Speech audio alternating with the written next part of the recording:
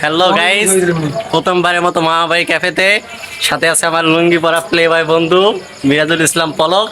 High বলো। জি বলো, শুনতেছি তো। হাই বলো, হাই। আমি হাই বলবো না।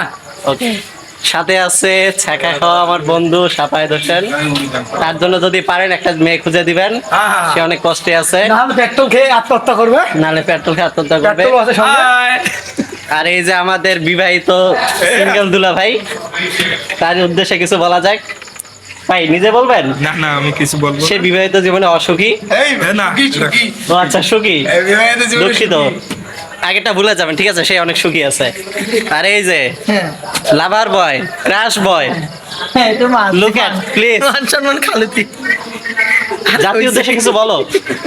না ভাই, তুমি প্রথমে যে ট্যাগ লাগাইছো এটা তো বললা জুতা কেন বলবো? যাই, আর এই যে একমাত্র আমি এখনো পিওর সিঙ্গেল, একটা রিলেশন ছিল এখন নাই, ঠিক আছে? আবার কবে হবে জানি না। না বন্ধু, এই পর্যন্ত আছে। ফিডার খাওয়া ফিডার এটা ফিডার না, এটা ফিডার বোতল। ভাই, ওটা ফিডার সবাই দাও, এই যে একটা বোতলকে তারা বলতেছে ফিডার। এটা কোনো কথা? তুমি এখন ছোট আছো না?